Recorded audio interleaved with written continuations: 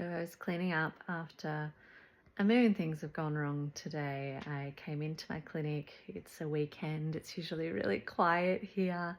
And I thought I'd smash out all my recordings and get them all edited. And finally, this year-long adventure into creating this modality of breathwork I could birth it into the world.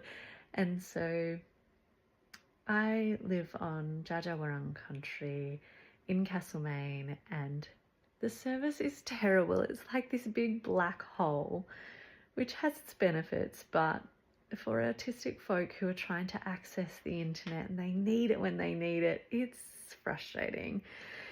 Anyway, so my video, I went to upload just a few minute video to then put into the course, and it said it had 279 minutes remaining to upload. So I was like, okay, deep breath. Frustration is kind of sitting in my aura.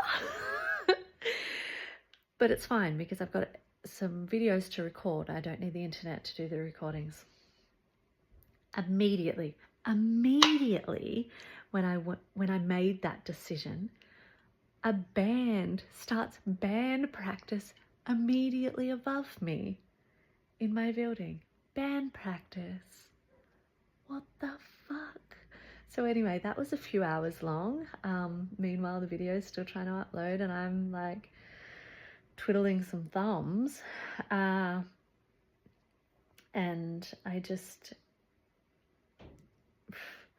the perfectionist in me will never be done with this course, you guys. You will continue to get value over and over and over and over again until I take my last breath, my last divergent breath in this earthly body. And so I kept recording and kept recording and kept recording once the band had finished. And then finally my partner Abby was like, what time are you coming home? So I went to... my bike is here, and I went to get it set up and I heard this big crash and I thought I must have bumped something into something with my bike, but like nowhere near my bike at all. This guy comes crashing down and it's the most random thing to have happened. Nothing was near it. And it's this, which I got both from the op shop, so they've lived their life. This guy, the screws just fell out of the bottom of it and the leg came crashing down. I mean, if that is not just autistic as hell, it was just standing, next minute, knee gives way. Anyway, it crashed this, and yes, it's an op shop find, but I love it. I'm obsessed with it. And so in order to get home, what I needed to do was take beautiful, diaphragmatic, calming belly breaths.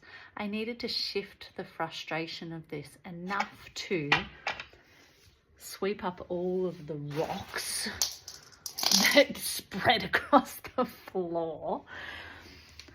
And now I feel like this really represents our experience because I used breath work to get enough capacity to deal with this acute situation. And so what folks would then say if you were in therapy with it, oh my God, and I've just noticed like the water's actually spread all the way along the floor, so I've got to deal with that as well. Fun, that's fun. They would say, it's not a big deal, it's just an op shop. Oh my God, I'm just smashing more bits now. It's just an op shop shell, who cares? Now that's where they're wrong, because losing my words now. Us autistic folk, we collect treasures. It doesn't matter the value of them. My son the other day found this giant rock and he wanted to take it home to bed with him. It doesn't matter that they're not that they don't seem, the things that we collect don't seem to have value to other people. The other thing is that it's a change, and it's something I need to adjust to, that every time I walk into my office, I get joy, because I had this beautiful spider plant in here, and I love it so much, and it's just smashed to bits. And so adjusting to not seeing that when I walk through the door.